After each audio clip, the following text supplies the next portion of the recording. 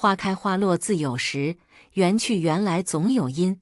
大家好，欢迎收听《翠花的秘密》。我和秦昊蜜月旅行回来，一踏进家门，一股难以言喻的恶臭就钻进了我的鼻腔。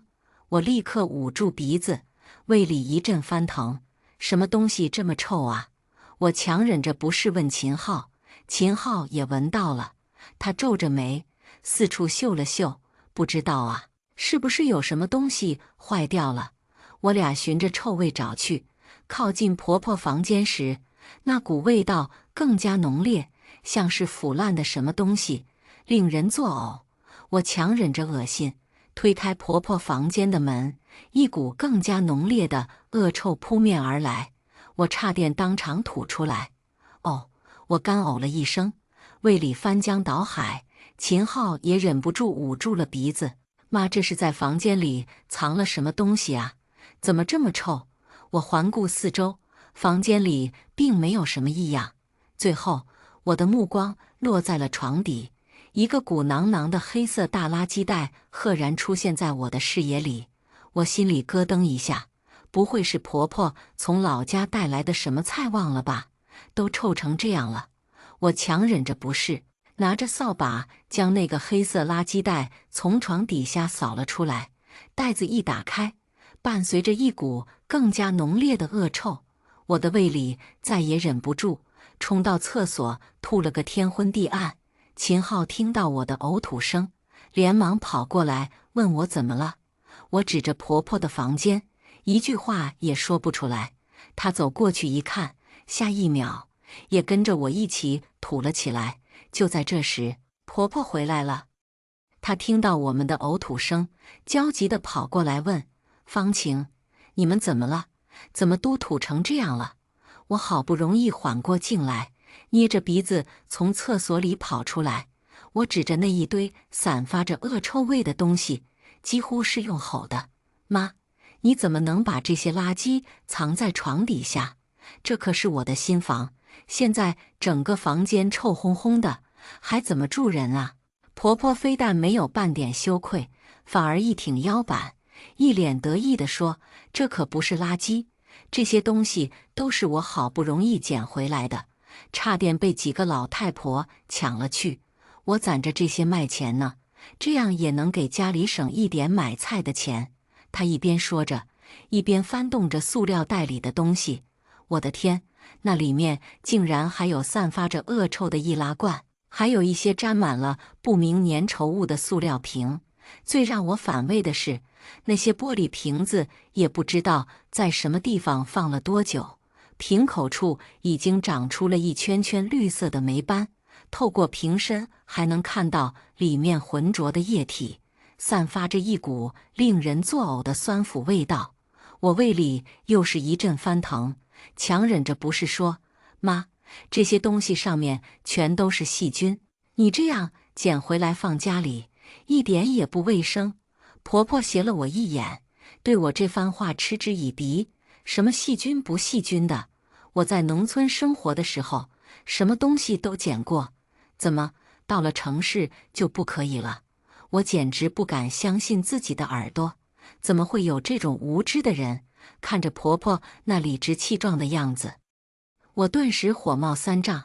妈，这不是城里农村的问题，这是卫生问题，您能不能讲点卫生？婆婆也怒了，猛地站起来，指着我的鼻子骂道：“我辛辛苦苦攒点东西，容易吗？我还不是想着给你们减轻点负担。”我深吸一口气，还想再说些什么，婆婆却已经不耐烦地摆了摆手，粗暴地打断了我的话：“行了行了，你懂什么？等我攒满了，我一起去卖掉就行，别废话了。”说完，她弯下腰，作势要把那个散发着恶臭的塑料袋重新塞回床底。“住手！”我再也忍不住，大声吼道：“公公去世的早，婆婆一个人住，秦昊不放心她一个人在农村，就说把婆婆接过来住。我没反对，可是早知道她有这些不好的习惯，当初说什么我都不同意她来。妈，你现在就赶快丢出去，我话还没说完，他声音顿时拔高了一个8度：“丢了干嘛？我攒着放在我的房间，又不碍着你什么事。你结了婚就该懂得节约。”我目瞪口呆地看着他，怎么会有这样的人？我实在是受不了房间这股臭味，我闭着嘴巴不想再多说。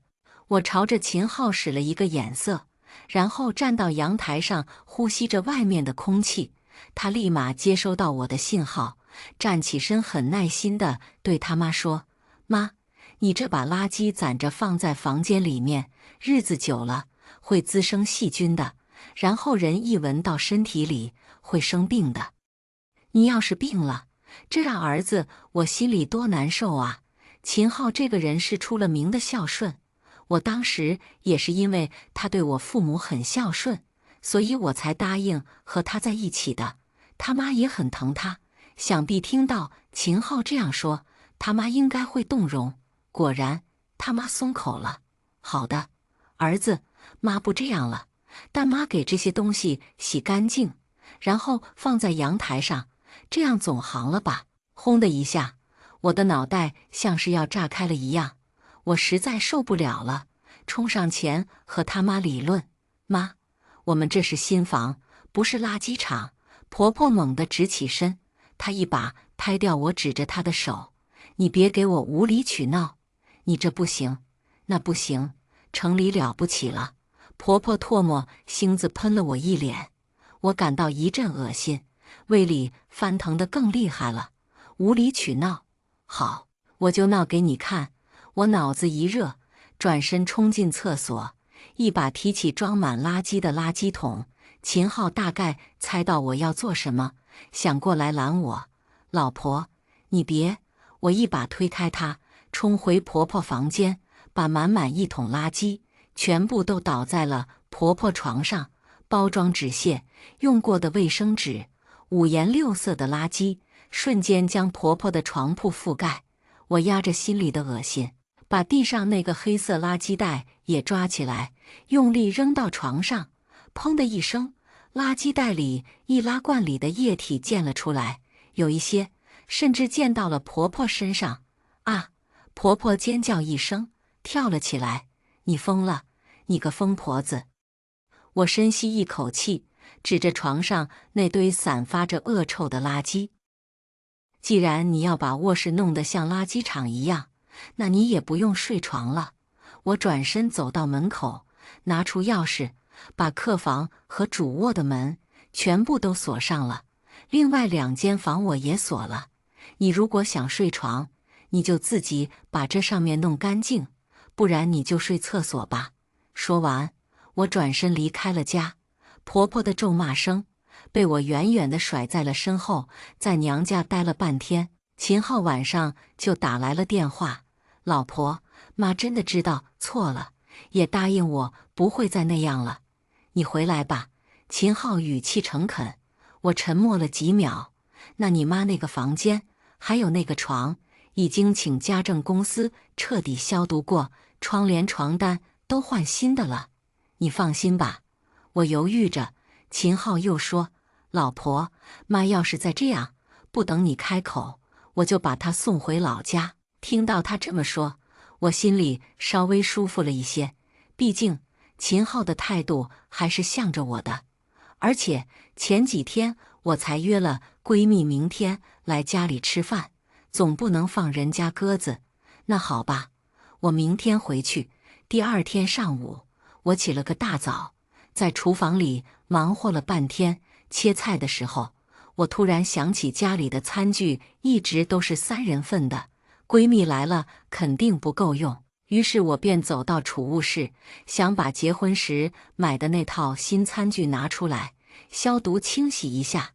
哎呦，我来帮你洗吧，你去客厅歇着吧，这里我来弄就好。婆婆不知道什么时候出现在我身后，脸上堆满了笑容。我愣了一下，有点不适应婆婆突然转变的态度，不过转念一想，她大概是知道自己那件事做得不对，所以才想弥补一下吧。我也没多想，便把手里的餐具递给了她。那麻烦妈了。我从柜子里拿出一个杯子，接了杯水，走到客厅的沙发上坐下。刚喝了一口水，就看到婆婆从她房间里拿着一块布走了出来。厨房不是有抹布吗？而且那块布的颜色和花纹，怎么看起来有点眼熟？我使劲摇了摇头，一定是自己忙了一上午，眼花了。我拿起水杯，又喝了一口水。就在这时，婆婆将手中的抹布摊开甩了甩，噗！我嘴里的水全喷了出来，黄色的条纹和粉色花朵印记，那分明就是我姨妈期不小心弄脏的，早就丢掉的内裤。我瞪大了眼睛，难以置信地看着眼前这一幕，她竟然把我丢掉的内裤当成抹布来用，池子里还浸泡着我新买的餐具。果然，我不能指望她会改变。我气愤地将手中的水杯重重地砸在茶几上，砰！巨大的声响在安静的客厅里炸裂开来，吓了正在厨房清洗餐具的婆婆一跳。她慌慌张张地回过头，错愕地看着我，眼神里满是疑惑和不解。你干嘛？我怒火中烧，几步冲到她面前，一把夺过她手里的抹布。你干嘛把我丢了的内裤捡回来，还用它来洗东西？婆婆的脸色顿时变得有些难看，理直气壮地说：“这内裤还好好的，也没有破洞，反正你要丢掉，倒不如用来当抹布。”我气到翻白眼，你知不知道这是我姨妈期弄脏的？你捡回来洗干净，用它当抹布，这不是膈应人吗？要是大家用了这条内裤洗的物品，生病了怎么办？我的声音越来越大，几乎是在咆哮了。然而，婆婆站在我面前，压根没把我的话听进去。她还在自顾自地说：“我洗干净了，不脏。”她说着，还得意洋洋地拍了拍手，指着消毒柜里面的碗筷：“这些我都是用这条内裤洗的。我们用了这么久，也没生病啊。你接水的杯子，我也用这条内裤洗过，你用来喝水不也没事？不要太大惊小怪了。”我听到他这么说，顿时如遭雷击。我刚刚竟然用那个被内裤洗过的杯子喝了2口水，想到这里，我胃里一阵翻江倒海。我冲到水池边，不停地扣着嗓子眼，想要把刚刚喝下去的水全都吐出来。可是不管我怎么扣，都没办法将水吐出来，眼泪止不住地往下流。我感觉自己快要崩溃了，我猛地站起来，一把拉开消毒柜的柜门，哗啦，我抓起里面的碗筷杯子，狠狠地砸在地上，砰砰砰，清脆的破碎声伴随着我的怒吼在厨房里回荡。就在这时，秦昊回来了。他一进门就察觉到气氛不对劲，怎么了这是？怎么还摔东西了？婆婆眼疾手快，抢在我开口前，一把鼻涕一把泪的扑到秦昊怀里。儿子啊，你可算回来了！你媳妇她发疯了，她没事找事，把我辛苦洗的碗全砸了。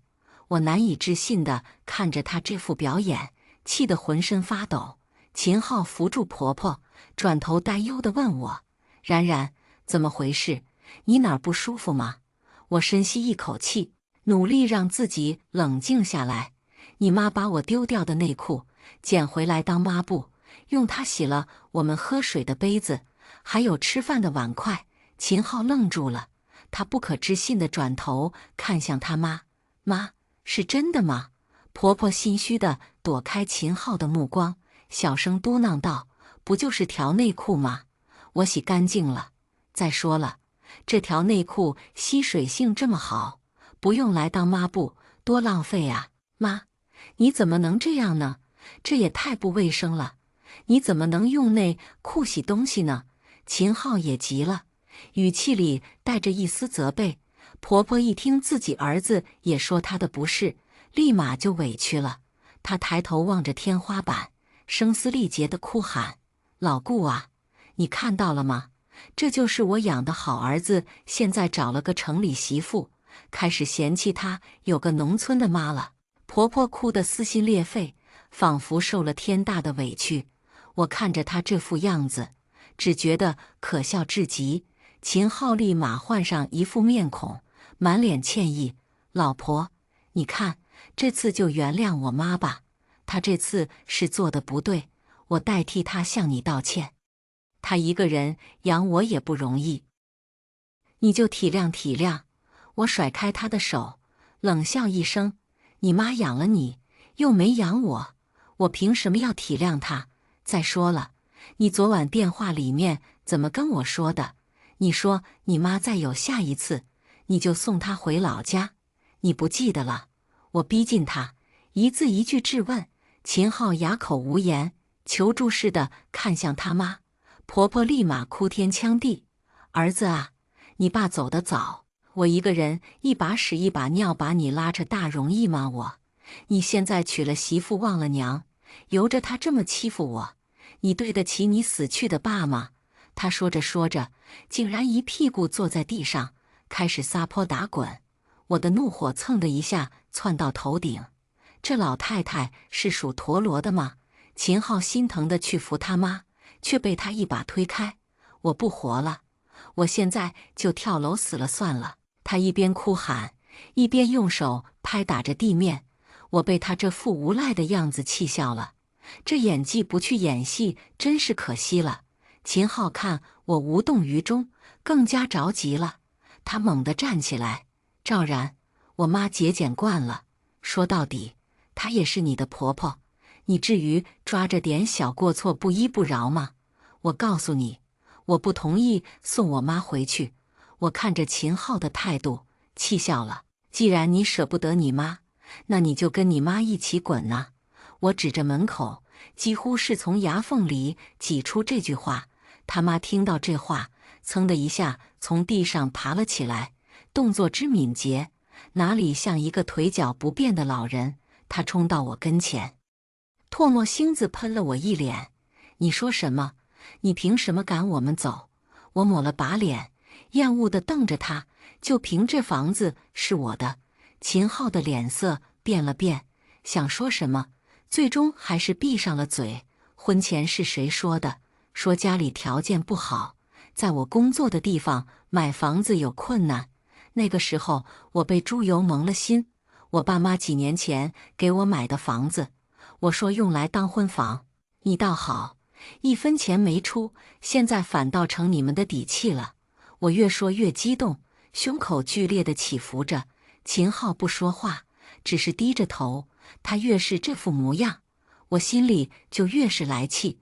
他妈一听这话，立马就不干了，指着我鼻子就开始骂：“我告诉你，你既然跟我儿子结婚了，这房子就有我儿子的份，想赶我们出去，没门！”秦昊想拦着他妈别说了，因为他知道我一旦做了决定就不会反悔，而且谁要是敢和我硬碰硬，我绝对不会心慈手软。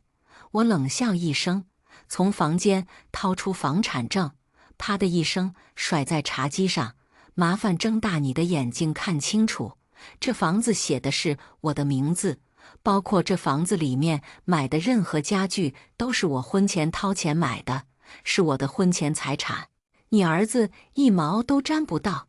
对，你是农村来的，不懂这些道理，但是你儿子懂。你问问你儿子，这个房子有他的份吗？”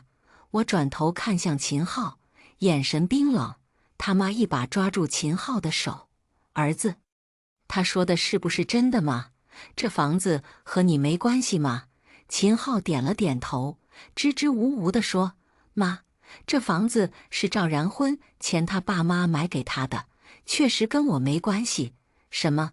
他妈尖叫一声，不敢置信地瞪大了眼睛。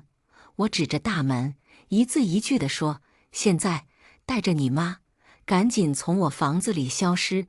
我真是一刻都不想见到你们。”秦昊张了张嘴，还想说什么，却被我凌厉的眼神逼退。他自知理亏，只能拉着他妈往外走。我不走，凭什么走？他妈拼命挣扎，突然脚下一软，眼神闪躲，身子直直地向后倒去。妈！秦昊惊呼一声，手忙脚乱地接住他妈。秦昊慌了神，抱着他妈冲着我说道：“赵然，我妈晕倒了，有什么事我们之后再说。”他妈躺在秦昊怀里，我以为他是真的晕了。我提出打120，赶紧送去医院。就在低头拨号时，却发现他妈的手抓了抓秦昊的衣角。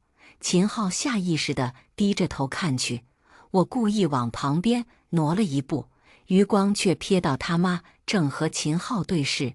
等我再出现在他的视线时，他下一秒紧闭着双眼，但眼睫毛却不自然地抖动着。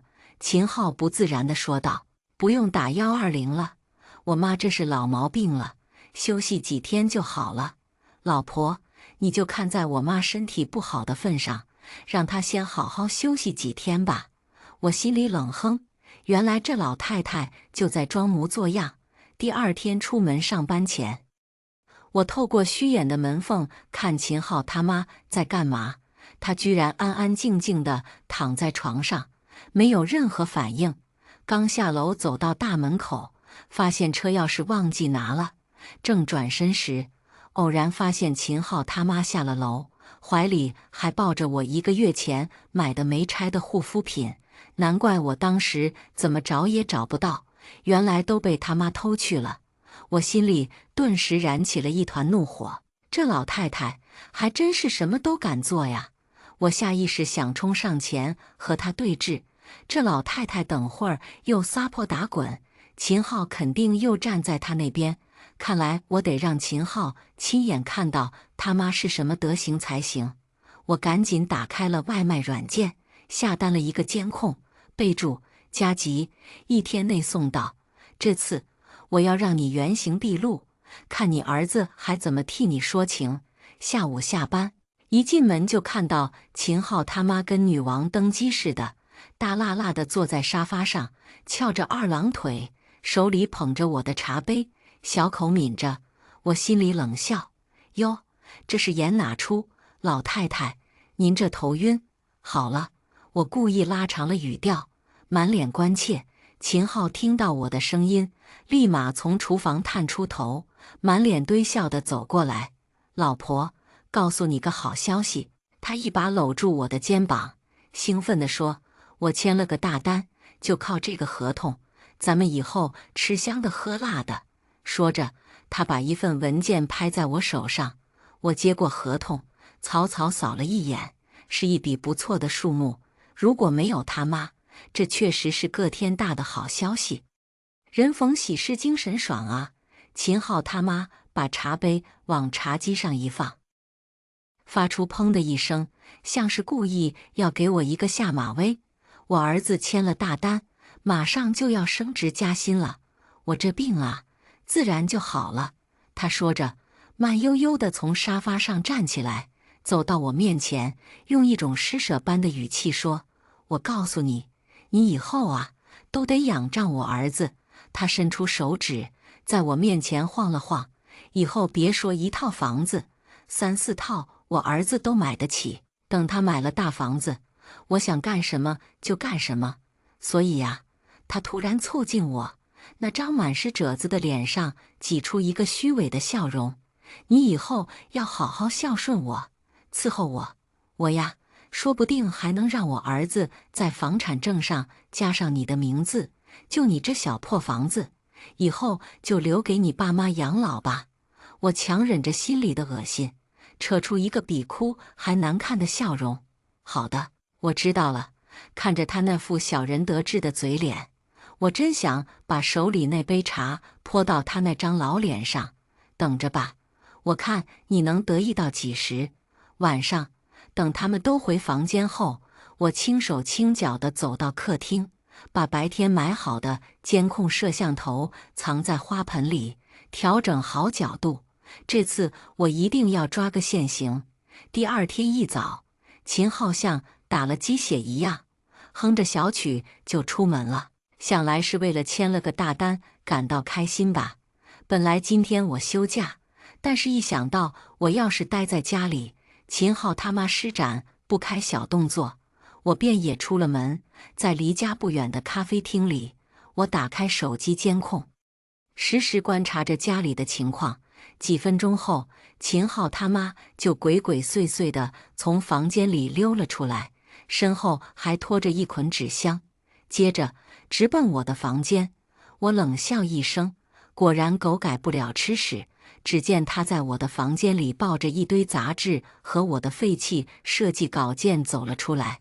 他把那些东西随意地丢在地上，然后开始在客厅里转悠，像是在寻找什么东西。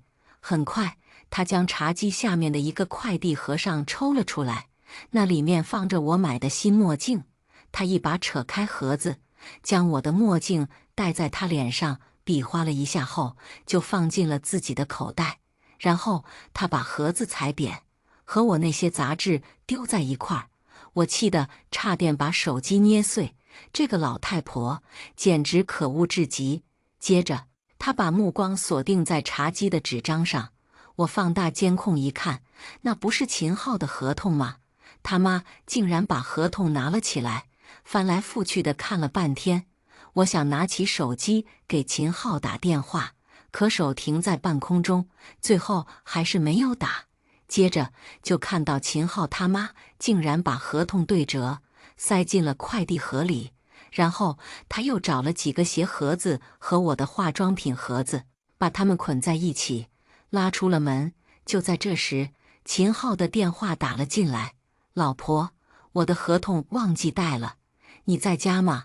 帮我送一下吧，我着急给客户复印件。”我撒谎说道：“我不在家，我现在回去最快要1个小时，你要不自己回去拿吧。”说完，我便挂断了电话。我倒要看看，这次事情发生在他自己身上，他还会不会包容他妈？我看了眼手机，时间差不多了，秦昊那张臭脸应该快出现了。我也往家赶去，一进门就看见秦昊跟热锅上的蚂蚁似的，正满屋子乱窜，茶几上的东西被他挥了一地。“你在干嘛呢？跟遭了贼一样。”我故作惊讶地问。秦昊看到我，像看到救星一样，冲过来一把抓住我的胳膊：“老婆，你看见我合同了吗？我明明放在茶几上的，怎么就不见了呢？”他急得满头大汗，说话的声音都带着颤音。我故作镇定地环顾四周：“没有啊，你再好好想想，是不是放别的地方了？”“不可能，我明明……”秦昊还要说什么，这时婆婆回来了，她两手空空，果然那些东西都被她卖了。我转头看向他妈，故意提高音量问道：“妈，你看见秦昊的合同了吗？他说放在茶几上，怎么就不见了？”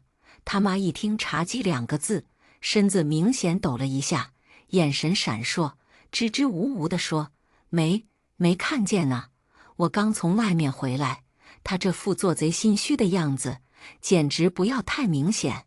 我心里冷笑一声，面上却不动声色：“是吗？那可就奇怪了。这合同可是关系到秦昊的大单，要是丢了，那损失可就大了。”我故意把大单2个字咬得很重。秦昊一听，更是急得像热锅上的蚂蚁，在客厅里团团转。他妈为了掩盖自己的心虚，顿时变得理直气壮起来。他指着我，尖着嗓子吼道：“赵然，是不是你把合同藏起来了？看不得我们家秦昊好，是不是？”我简直被他的无耻震惊了。明明是他自己偷拿了合同，现在居然倒打一耙，贼喊捉贼。他一把抓住秦昊的胳膊，语气那叫一个坚定：“儿子，肯定是他。他没把我赶出门，他不开心，所以他要报复你，报复你帮着我说话。”秦昊被他这么一闹腾，本来就因为合同的事焦头烂额，现在更是被怒火冲昏了头脑，指着我吼道：“赵然，到底是不是你把我的合同丢了？你为什么要这么做？”我用力甩开他的手，冷冷地看着他：“秦昊，在你心里，我就是这样的人吗？秦昊被我的眼神看得有些心虚，语气也弱了下来。我接着说道：我这段时间总是丢东西，我总怀疑是不是自己放错地方了，但又找不到，所以我在客厅安了个监控，正好帮你看看，是不是你自己把合同放错地方了。监控画面里，秦昊他妈的身影一览无余，从他把我的墨镜藏在口袋，再把合同塞进废纸箱，到他拿着纸箱出门，每个细节都清晰无比。秦昊看完后，脸色铁青，猛地转头看向他妈，那眼神恨不得把他生吞活剥了。他妈一看事情败露，立马换了副嘴脸，开始装可怜。儿子，妈不是故意的，妈不知道那是你的合同啊，你知道妈不识字。妈以为那就是几张废纸。他说着说着，又把矛头指向我，扯着嗓子吼道：赵然，你为什么要在家里装监控？你是不是早就想好了要防着我们母子？我冷笑一声，看着他这副丑恶的嘴脸，要不是这个监控，我现在是不是就被你吃的骨头都不剩了？明明是你自己拿去卖了，还怪到我的头上了。他妈被我对得哑口无言。秦昊猛地站起来，指着他鼻子破口大骂：赵然说得对，我早就该把你送回老家。像你这种没文化又不爱干净、偷鸡摸狗的人，简直就是拖累。你知不知道这个单子我跟了多久？为了拿下这个项目，我低声下气求了多少人，喝了多少酒？你倒好，就这样当垃圾给我卖了。没有这个单子，我工作都要没了。我冷眼旁观，第一次见秦昊发这么大的火，看来这次是真的触及到他的利益了。你一辈子就只能生活在农村里面，一身的陋习，我真的以你为耻。秦昊的眼眶都红了，显然是气急了。他妈大概也没想到一向孝顺的儿子会说出这种话，脸色瞬间变得惨白，嘴唇颤抖着。下一秒，他猛地跳起来，扬起手，狠狠给了秦昊一巴掌，啪的一声，在偌大的房间里格外响亮。我都被这突如其来的变故惊呆了，一时间竟然忘了反应。我生了你养了你，就是让你这么说我的。他妈声嘶力竭地吼道：不就是个合同，有什么了不起的？是不是赵然这个狐狸竟把你迷得五迷三道的，让你连亲妈都不认了？他指着我的鼻子骂道：这个老太婆到这个时候了，还不忘给我泼脏水。秦昊咬着牙，一字一句地说道：都是你的错，你的问题和赵然有什么关系？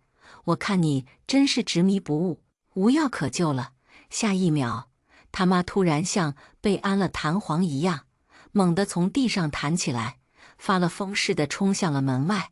他冲进楼道，一屁股坐在地上。不孝啊，天理不容啊！我这是造了什么孽啊？生了个儿子不孝顺，要把我这个老太婆赶回乡下呀！他的声音尖锐刺耳，像老旧的喇叭在楼道里回荡，震得人耳膜生疼。周围的邻居被这突如其来的动静吸引，纷纷打开门，探头探脑地看热闹。大家面面相觑，小声议论着。秦昊涨红了脸，尴尬地朝着邻居们点头哈腰，低声下气地道歉：没事没事，不好意思，叨扰大家了。你还有脸说？他妈根本不理会秦昊的解释，坐在地上开始撒泼打滚。我一把屎一把尿把你拉扯大，你就是这样对我的吗？你个不孝子，我死了算了！他一边哭喊，一边用手拍打着地面。妈，你别闹了行不行？赶紧起来！秦昊压低声音，试图把他妈从地上拉起来。我告诉你，你们两个今天不给我下跪道歉，我绝对不起来！他妈死死地抓住门框，任凭秦昊怎么拉扯都不肯起来。周围的邻居开始对秦昊指指点点：这小伙子怎么这样啊？对长辈一点礼貌都没有。就是啊，再怎么说也是他妈，怎么能这样呢？对呀，真是一点包容心也没有。他妈见有人撑腰，表情都神气起来了。秦昊本来就心烦意乱，听到这些风言风语，顿时怒火中烧，猛地转过身，指着那些看热闹的邻居，要你们多管闲事，在这里嚼舌根。你们要是知道我妈做了什么事儿，你们受得了吗？他吓得那些邻居们纷纷闭上了嘴。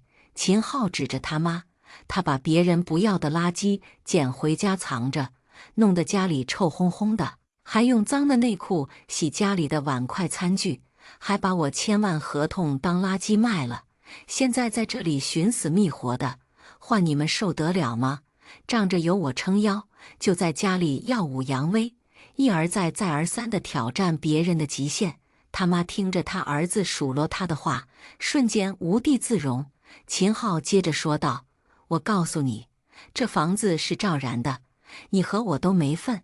你今天回也要回，不回也要回，以后我也绝对不会回去。你敢？”他妈猛地松开手，站了起来。都是这个小贱人，对不对？是他逼你的，对不对？他妈猛地指向我，眼中的恨意几乎要把我吞噬。我冷冷地看着他，没有说话。都是你挑拨我们母子关系，是你把我儿子变成这样。我儿子以前对我很孝顺的，都是你！他声嘶力竭地吼着，他突然朝我扑过来，想要打我。秦昊一把抓住他的胳膊，把他甩到一边。妈，你疯了吗？跟赵然有什么关系？明明就是你的问题。他妈被甩得一个踉跄，后退了几步，没站稳后，身子向后面摔去，后脑勺重重地磕在水泥地上，砰的一声，在寂静的楼道里格外刺耳。妈，你别装了，你上次装晕魂过去了，这次别想故技重施了。秦昊不耐烦地翻了个白眼，你这次不管怎么样，都要给我回老家。秦昊他妈躺在地上一动不动。妈，秦昊有点心虚，他走上前，用手推了推他妈，没有反应。秦昊心里咯噔一下，这才上前仔细查看，鲜红的血液从他妈的后脑勺处缓缓流出，染红了地板。血！秦昊吓得魂飞魄散，声音都变了调。我脑袋嗡的一声，眼前一阵发黑。将秦昊他妈送到医院时，几分钟后，医生摇了摇头，语气沉重：“我们已经尽力了，病人失血过多，抢救无效，请节哀。”秦昊双腿一软，瘫坐在地上，抱着头靠着墙壁大声哭了起来。后来，秦昊也因过失杀人被判了3年。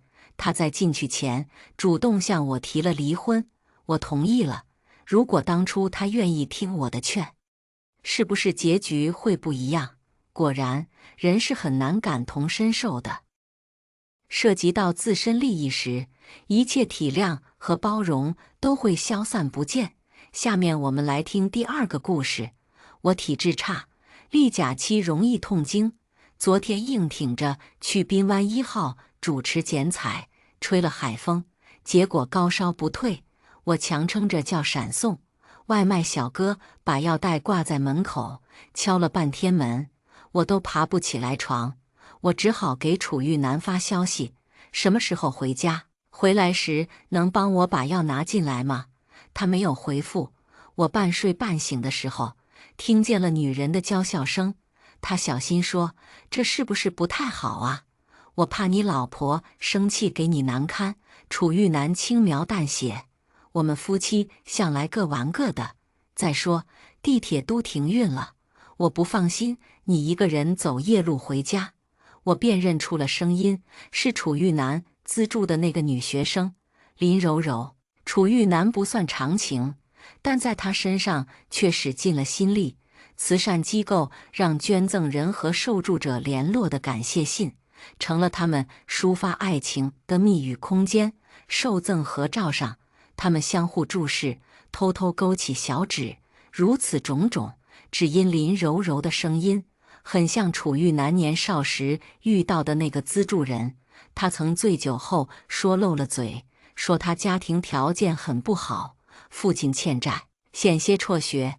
那个好心的资助人是惊艳了他少年时代的唯一一束阳光。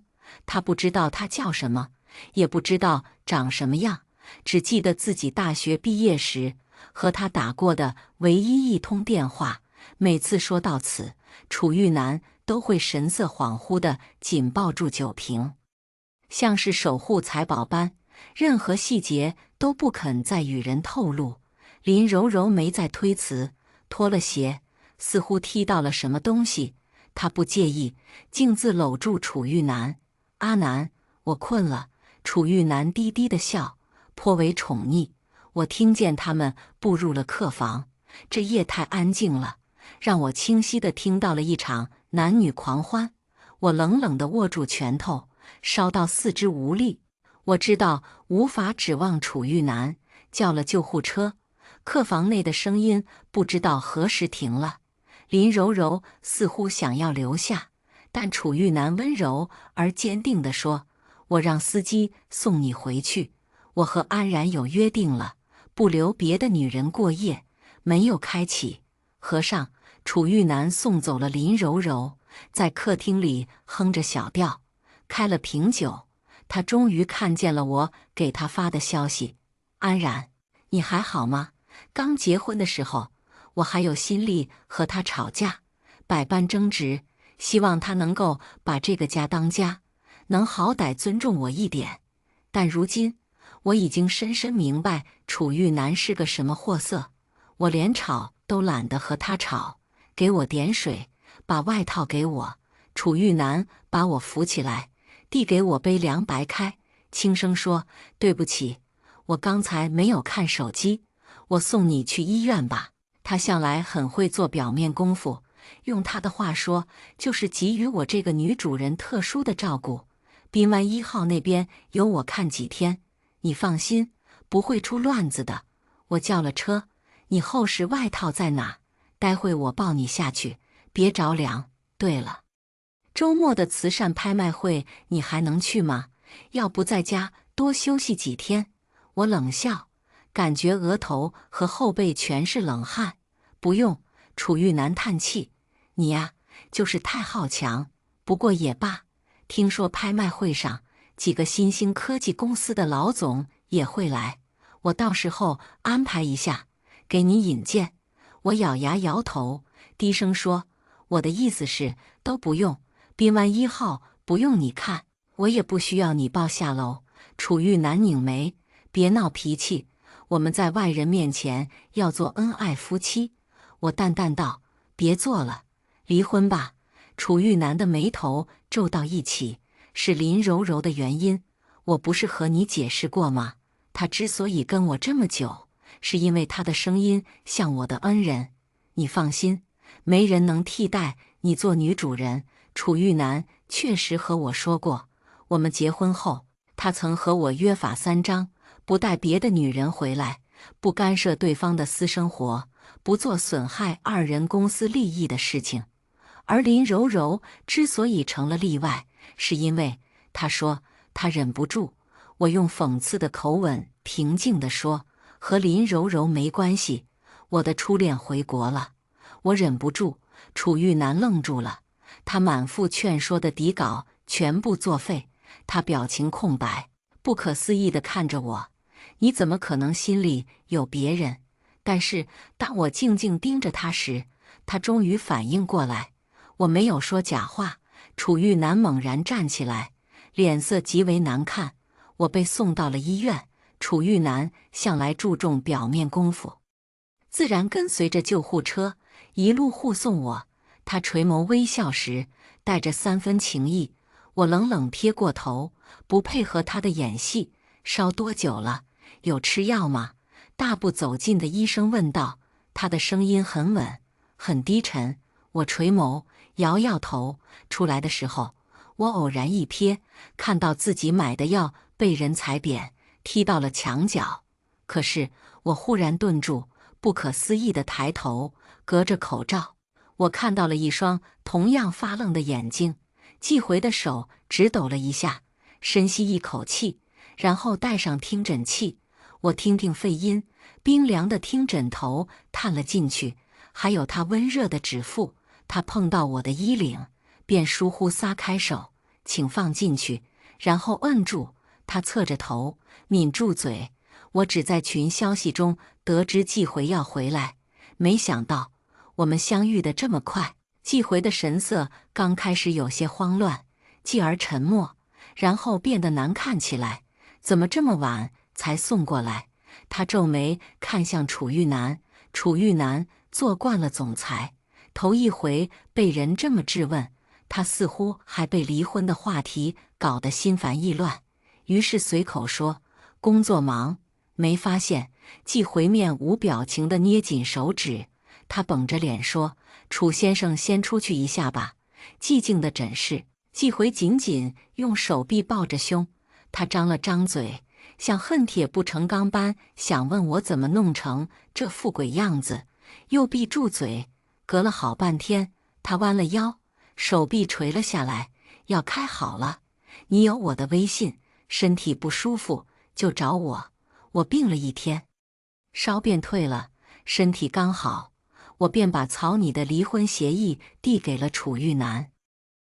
他面无表情地看着我，然后狠笑着接过文件，匆匆扫了几眼，就扔到桌子上。B1号归你。我没有异议，但我对股权划分有意见。他漠然地挑起一条眉毛，20%不吉利，我要21%，重新修改一下吧。我皱眉，我和楚玉楠是商业联姻，结婚后财产分割很难做，这也是为什么我之前没有干脆利落离婚。我们把彼此都当做一个证明自己拥有稳定家庭的挂件，参加某些社交场合时能避开麻烦。离婚协议在你，又要公证，重新清算资产，而楚玉楠只改1%，摆明是变招法折腾人。我摁着太阳穴，楚玉楠，你有病去治。楚玉楠冷笑地站起身，一脚踢翻了茶几，零碎摆件摔了一地。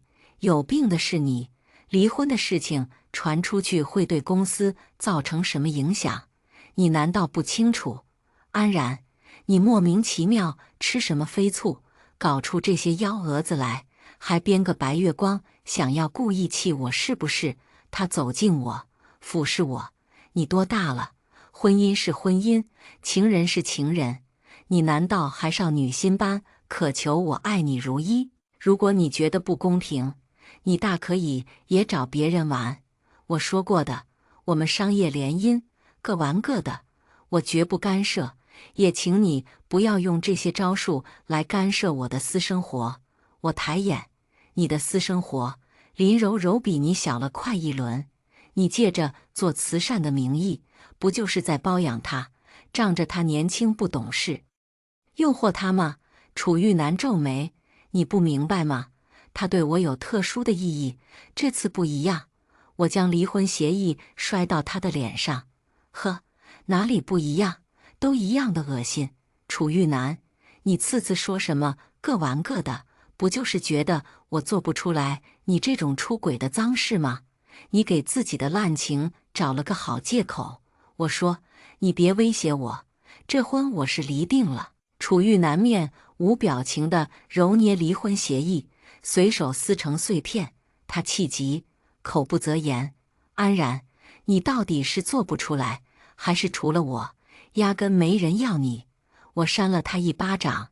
楚玉楠歪着头，面无表情地停顿了一下，然后整理好领带，轻声说：“我还有工作，待会我让家政来收拾。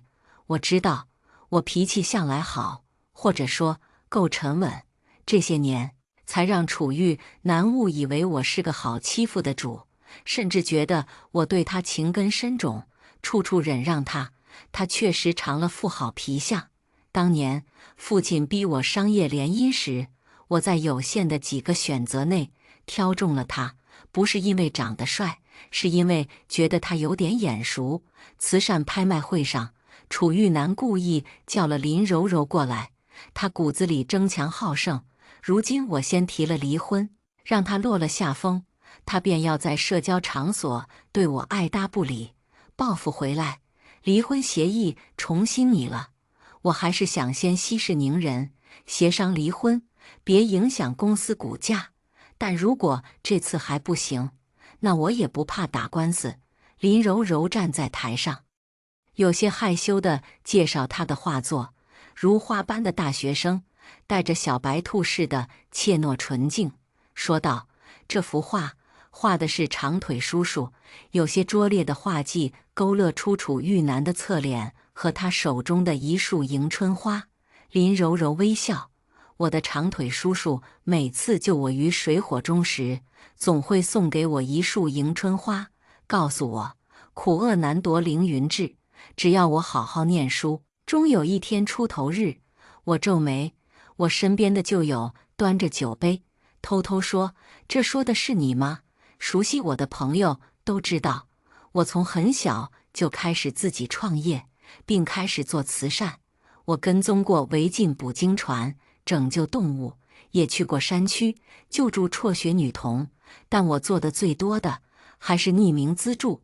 我资助过许多困难学子，而每次给他们送礼物时，都会附赠一束晒干真空的迎春花，以为当他们低头为了生计而苦学时，也请不要觉得自己不配拥有欣赏譬如花枝般美丽的权利。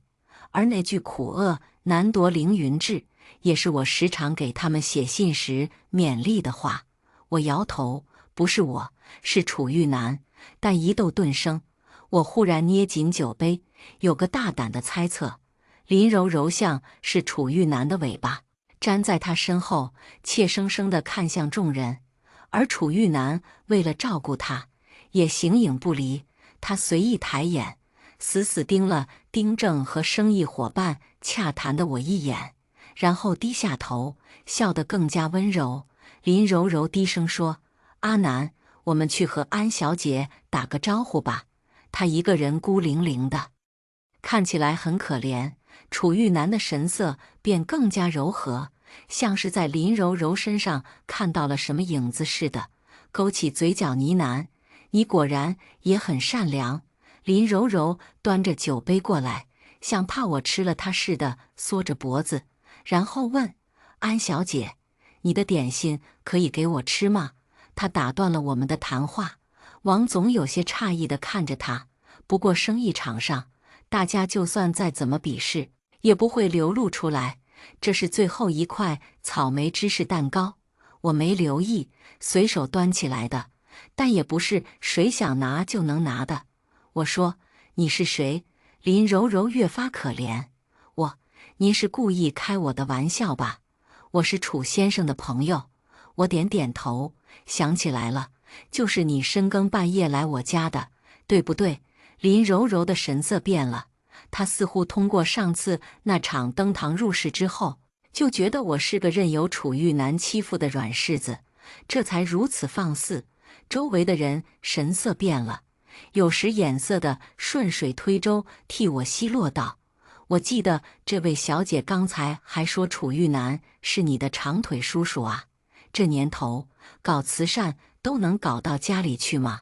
这场慈善晚会的举办东家脸色瞬间不好，冲员工耳语了几句，立刻把林柔柔的话从拍卖品里撤下来。他皱着眉看向林柔柔：“抱歉小姐，我们是慈善拍卖会，不是秀恩爱的场所。”林柔柔的脸红了。我作壁上观，云淡风轻地挑了口蛋糕吃下。楚玉楠走了过来，他蹙眉看着我。在此之前，我曾经苦劝数次，希望他不要和受捐人在一起，影响他的声誉倒是没关系，但影响别人对我识人能力的看法就糟糕。一旦惹出什么乱子，影响公司的声誉更糟糕。但楚玉楠向来不听，他只觉得是我在嫉妒。如今事实摆在他的面前，他一次负气带着林柔柔来到社交场所，反而让所有人对他的眼神都变了。他试图挽回，低头冲我说：“我错了，我不该领他来。或许是因为这是场慈善会，我总觉得，如果当年那位资助人能邀请我和他一起参加慈善会，我会高兴得要命。我才把不恰当的情感付诸到了林柔柔身上。抱歉。”我反省。我抬头看他，心情很复杂。难怪我觉得他很眼熟，难怪他资助别人时送的礼物，用的话术都是我年轻时用过的。楚玉楠可能是我资助过的一个学生，而他说的那位资助人就是我。我只模糊记得当年确实有个贫困学生在信中真挚地请求能和我打一通电话，只不过后来我收到太多感谢信，甚至有毕业的学生亲自来看我。他在那群人中并不算显眼，我就是他视为白月光的资助人，而他却在我发着高烧的时候，肆意在客房里和新欢亲昵，真是可笑。你怎么这样看我？楚玉楠疑惑地问。我摇摇头，拍拍他的肩膀，贴耳道：“回去就把字签了吧。”我刚要走，楚玉楠却摁住我的手，他阴晴不定，沉沉地看着我，眼神如此小心，如同头一回仔仔细细，妄图窥探我的内心。安然，所以你是认真的？我毫不犹豫。是。当晚，楚玉楠喝多了，他让司机把林柔柔送回去，自己醉醺醺蹭上了我的车。外面都有人在，我不想弄得不光彩，只好捏着鼻子上了车。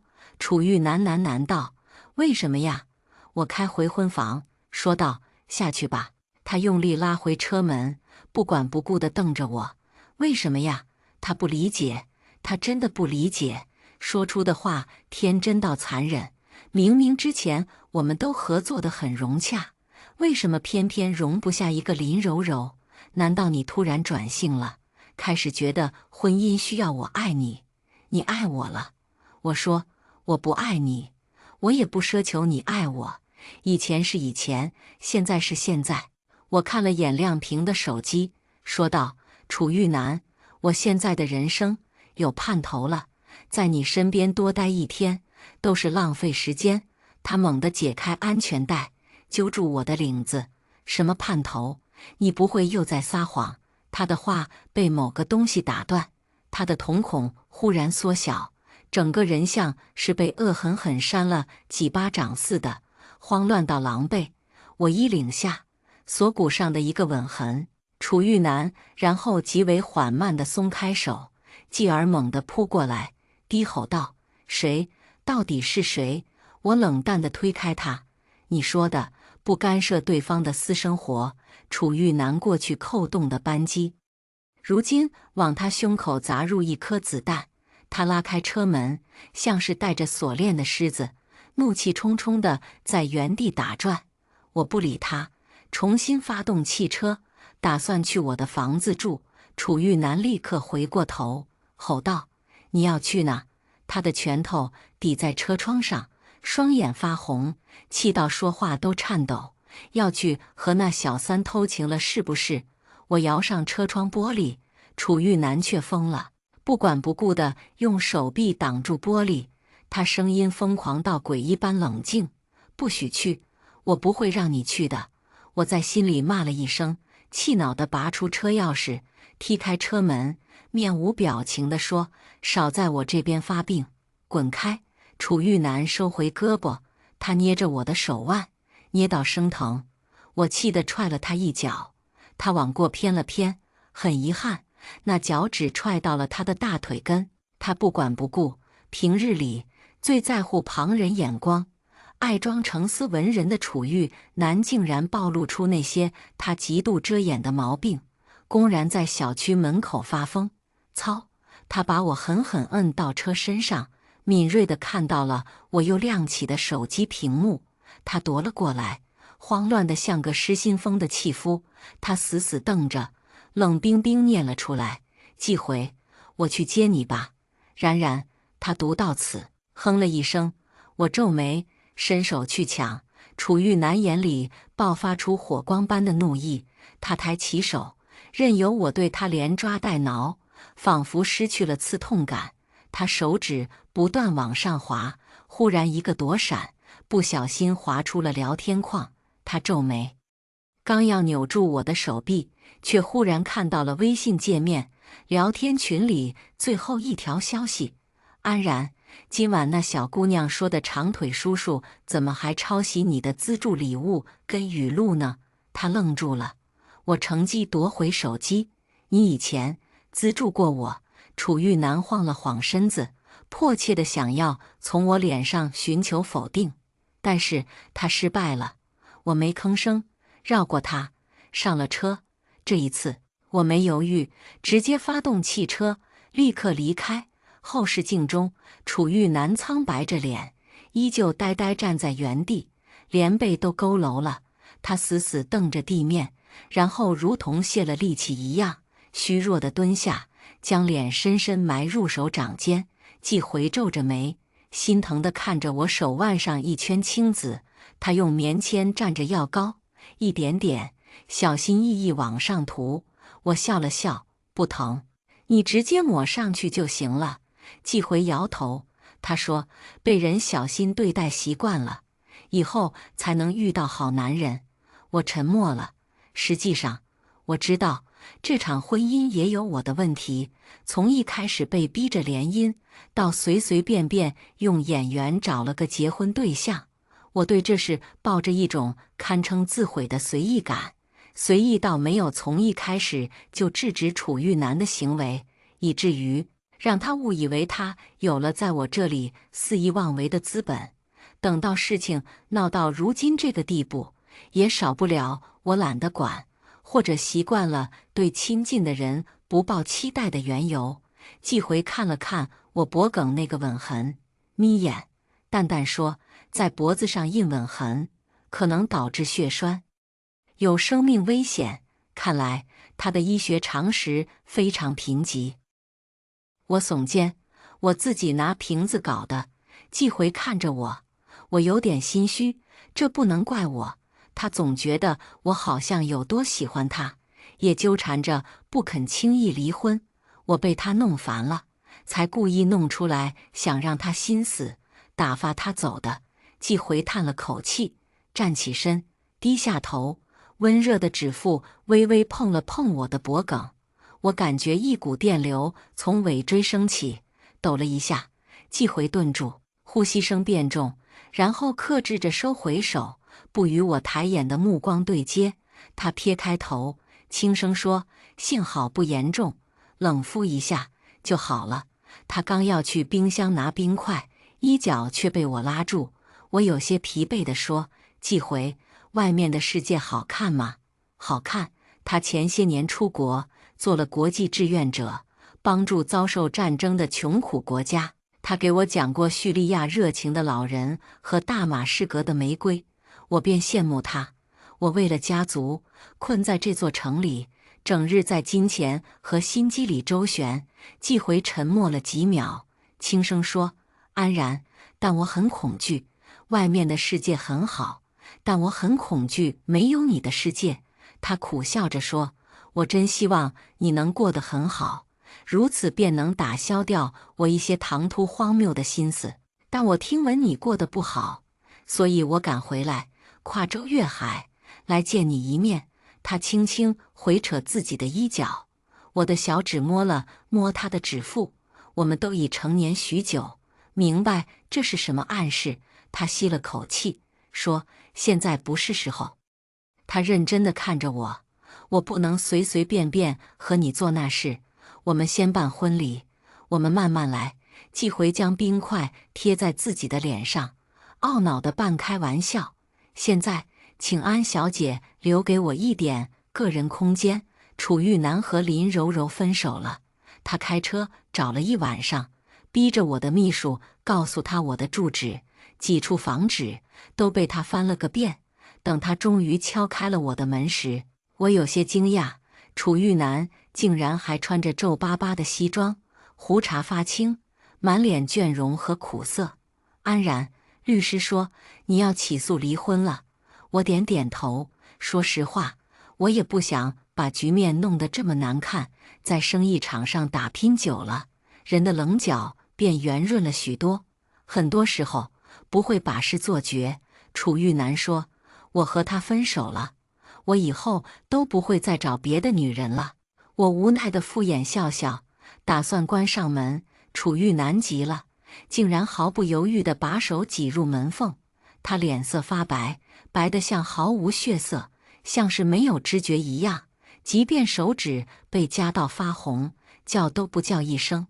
他只死死看着我，低声祈求：我错了，原谅我，好不好？我打开门，楚玉楠，你现在的模样真的很难看。他颤抖了一下，猛地低下头，显得十分卑微又可怜。想也是，自己心心念念的资助人，竟然是被自己弄到要离婚的伴侣。他等了许久，等回来一场空，无比尴尬，又无比慌张。他站在原地，没有离开，但也没有直接进屋。他只是颤抖着嘴唇，用虚弱如铜器声的语气小声说：求求你。我叹了口气，让开路。楚玉楠空洞的眼睛终于恢复一丝光芒，他迫不及待地走了进来，快速地在鞋柜处找了一番，见没有男人的鞋子，终于松了口气，然后抬起头，认认真真看着我。我终于找到你了，这么多年，我一直欠你一句谢谢。我摇摇头，你不欠我什么，我帮助别人不是为了谋求感谢，当年没有声张，用了匿名，也是不想弄得太显眼。楚玉楠张了张嘴，又闭住，想要说什么，但所有话都挤到嘴边，苦苦说不出来。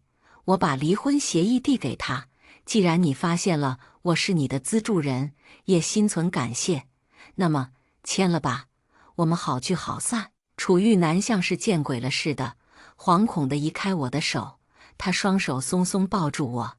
我好不容易找到你，我们从头来过，好不好？他快哭了，哽咽着说不出话来，委屈地说：求求你，安然，求求你，再给我一次机会吧，好不好？我错了，我知道错了，我以前是个人渣，我发誓，以后如果我再出轨，我不得好死。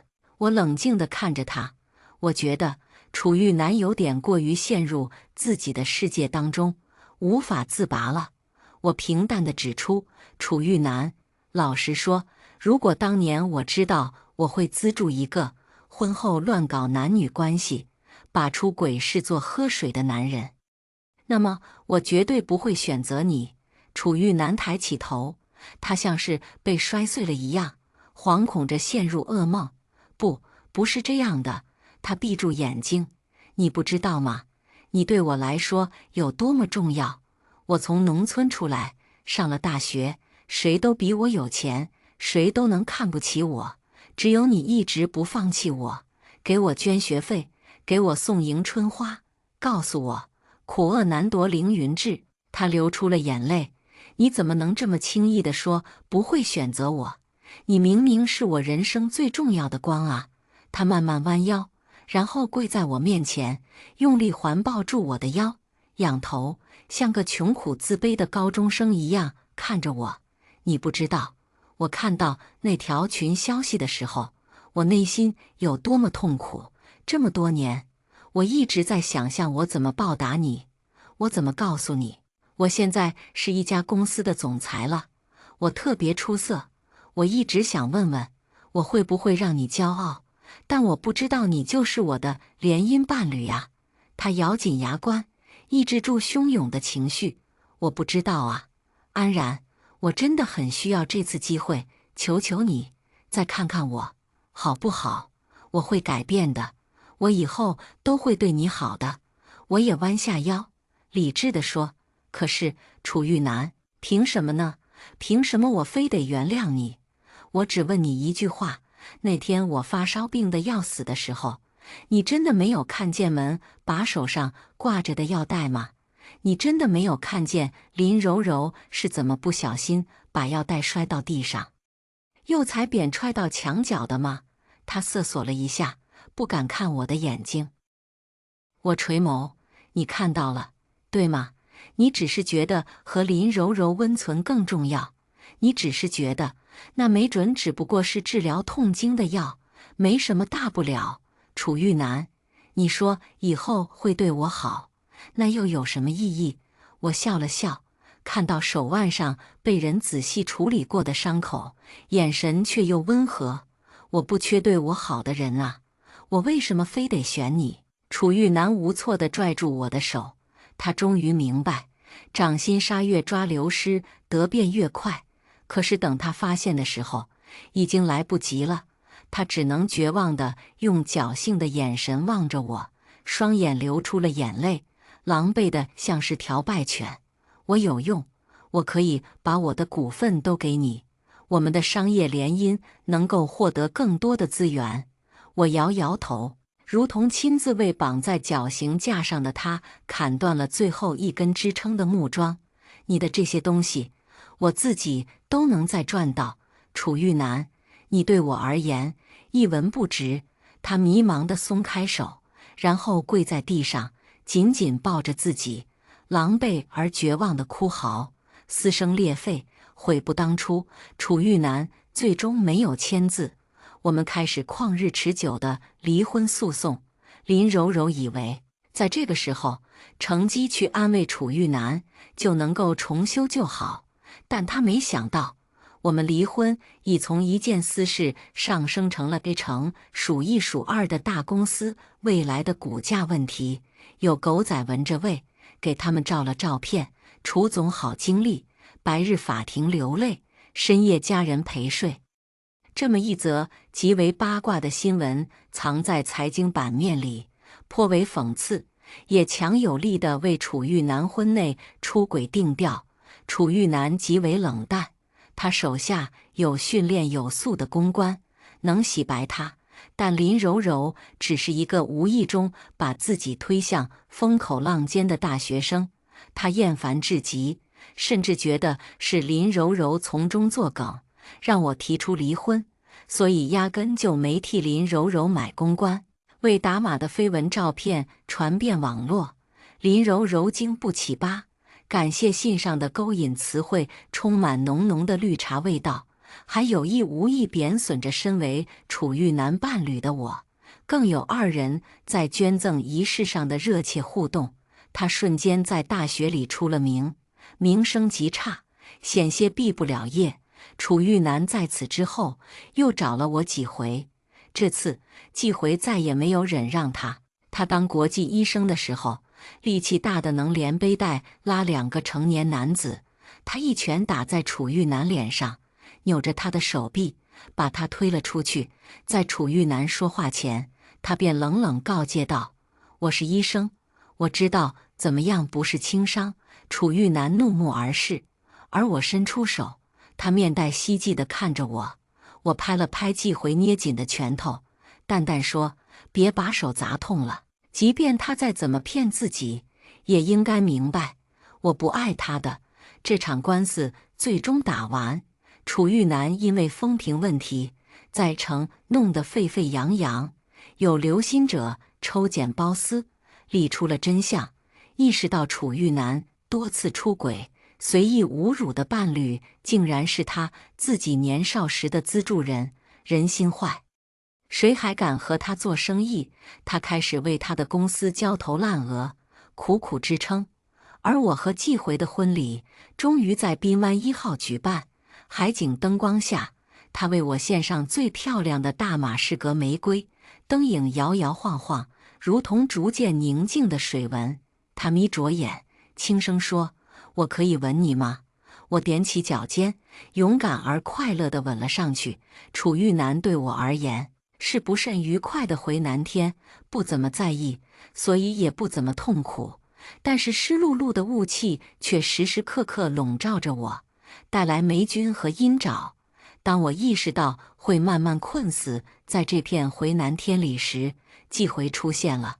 我的回南天彻底消失，日后的每一天都阳光灿烂，晴空万里，今天的故事到这里就结束了。